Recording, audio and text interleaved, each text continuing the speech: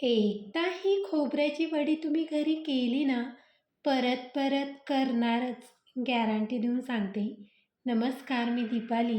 Hello friends, video सुरू करण्याच्या पहिले चॅनलवर नवीन असताना तर चॅनलला नक्की सबस्क्राईब करा, लाईक करा, शेअर करा, कमेंट मात्र नक्की करा. चला मग रेसिपीला सुरू करू.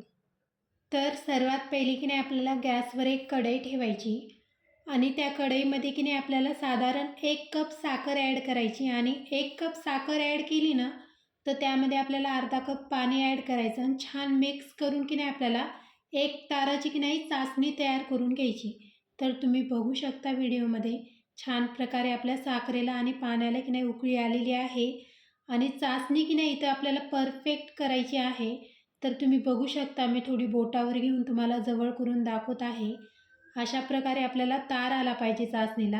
तर असा तार आला ना, तर नंतर काय करायचं त्यामध्ये आपलं जे वाळलेलं खोबरं असते ना, त्याचा खिस की नाही आपल्याला पहिले मिक्सरमध्ये ग्राइंड करायचा आहे. लक्षात ठेवा, मिक्सरमध्ये छान प्रकारे ग्राइंड करायचा आहे आणि नंतरच त्यामध्ये आपल्याला एकूण 1.5 कप की नाही खीस ॲड करायचा आहे. तर खीस ॲड केला ना, तर छान प्रकारे मिक्स करून घ्यायचे. तर तुम्ही बघू शकता व्हिडिओमध्ये छान प्रकारे मिक्स करायचं आहे आणि ही गोष्ट लक्षात ठेवा की गॅस आपल्याला एकदम कमी ठेवायचा आहे. फुल गॅसवर ही प्रोसेस बिलकुल करायची नाही आहे, नाहीतर आपलं खोबरं की नाही जळू शकते. तर असं छान प्रकारे मिक्स करत राहायचं. थोडं थिक झालं ना, थोडं घट्ट वाटलं ना, तर त्यामध्ये की नाही आपल्याला छान क्रीमी टेस्ट येण्याकरता की नाही, म्हणजे मावासारखी टेस्ट येण्याकरता त्यामध्ये आपल्याला एकूण 2 टेबलस्पून की नाही आपल्याला मिल्क पावडर ॲड करायचं आणि परत छान प्रकारे की नाही मिक्स करून घ्यायचं.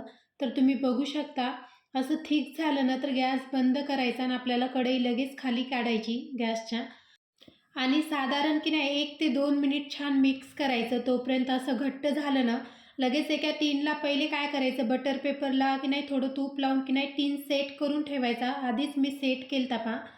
तर सेट टिनमध्ये की नाही आपल्याला हे जे आपण केलेलं आहे ना, वडीचं जे मिश्रण ते पूर्ण ॲड करायचं त्या टिनमध्ये आणि छान प्रकारे की नाही एक लेवल करून घ्यायची. तर तुम्ही बघू शकता व्हिडिओमध्ये मी छान प्रकारे की नाही त्या वडीची छान लेवल करून घेतलेली आहे आणि 5 मिनिटानंतर आपल्याला काय करायचे की वड्याला की नाही छान कट मारून घ्यायचा. तुम्हाला जशा वड्या आवडतात छोट्या मोठ्या त्या साईजच्या कट मारून घ्यायचा. ही गोष्ट लक्षात ठेवा. 5 मिनिटानंतर की नाही आपल्याला पहिले कट मारून की नाही नंतरच वड्या सेट होण्याकरता ठेवायच्या. तर तुम्ही बघू शकता अशा प्रकारे की नाही मी वड्या छान प्रकारे कट करून घेतलेल्या आहेत. आता आपल्याला काय करायचं, फ्रीजमध्ये पण तुम्ही 10 मिनिट ठेवू शकता, नाहीतर फ्रीजच्या बाहेर पण तुम्ही साधारण 20 ते 25 मिनिट ठेवा. वड्या छान सेट होतात. एकूण की नाही मी फ्रीजच्या बाहेर ठेवलं होतं. एकूण साधारण 20 मिनिट लागले मला वड्या सेट होण्याकरता. तुम्ही बघू शकता. मी तुम्हाला एक एक वडी हातामध्ये घेऊन दाखवत आहे. किती छान प्रकारे वड्या सेट झालेल्या आहेत. मग ही रेसिपी येणाऱ्या रक्षाबंधनसाठी नक्की ट्राय करा आणि इतकी परफेक्ट रेसिपी होती ना. आणि महत्त्वाचं म्हणजे की नाही आता तर श्रावण महिना आहे आणि ह्या वड्या की नाही उपवासाला पण चालतात. तुम्हाला मी एक जवळ करून दाखवते वड्या. वाव! आता त्या वड्यावर की नाही थोडं मी पिस्ता आणि गुलाबाच्या पाकळ्यांनी छान गार्निश केल्यात वड्या. त्याकरता ही रेसिपी नक्की नक्की ट्राय करा. तर आता मी की नाही तुम्हाला एक वडी तोडून दाखवते. वाव! किती मस्त आणि हो, तोंडात टाकताच विरघळणारी अशी वडी होती. त्याकरता ही रेसिपी नक्की ट्राय करा. वाव! परत मी एक वडी तुम्हाला मी तोडून दाखवली. चला आता भेटू नेक्स्ट व्हिडिओमध्ये.